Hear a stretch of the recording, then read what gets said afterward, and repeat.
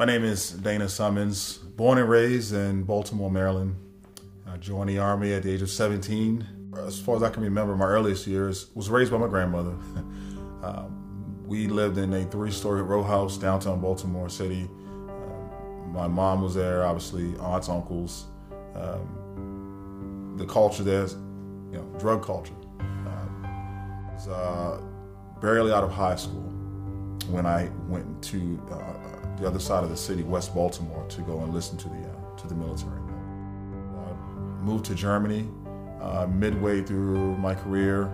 From Germany, deployed to Iraq. Then my second deployment, we got back to the States. I deployed to Afghanistan. One particular day, one particular mission, I was with an infantry platoon and also my third squad. I hear this loud explosion, like a boom sound. My ears started ringing, and it was a cloud of smoke and dust, and I felt my body lift off the ground. When I came to, I was on my back, facing up and facing the sky, and was pretty mangled, pretty bad. My body was in pretty bad shape. I'm almost sure that I was passing away, that I was dying, and so, but periodically, I could, like intermittently, I guess is the best way I can put it, I could hear people yelling at me, LT, come back, or wake up, and then my spirit, best way I can explain it, was sort of sucked back in, or just pushed back in, or drawn back in, I guess, to my body. And I come to, and these guys, they're throwing water on me, they're smacking me, doing whatever they can to keep me from passing out or from blacking out.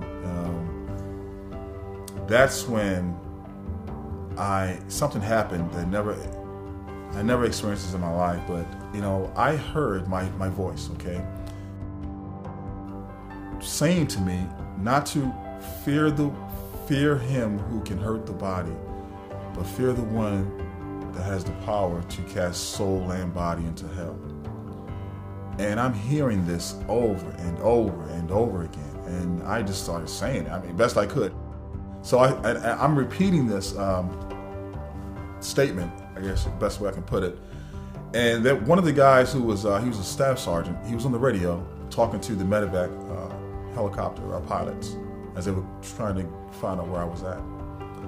And he stops his radio transmission, he looks at me and he says, "Sir, what is it that what are you saying?" And so I say it again. And I'm just repeating it.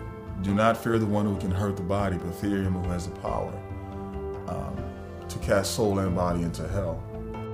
But the best I could, I look up towards my right, because that's where he was kneeling next to me. And I looked up and I saw a tear run down this guy's face. And let me tell you, these soldiers that I was on this particular mission with, I tell you, these are some rough and tough dudes, okay? Their mission was to go in and clear buildings. And I don't know if you know much about clearing buildings, but I'm sure you guys have seen it in the movies and that kind of thing. But it's do or die. It's a situation. So these are some courageous, some rough and tough dudes. So to see this man, when I saw him weep like that, I knew he wasn't weeping because he saw my condition. He was weeping because the Lord spoke to him. There's no doubt in my mind. The Lord spoke to him.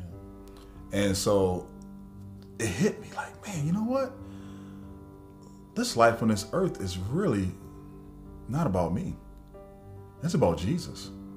Regardless of what happens to this body, Jesus has to get the glory.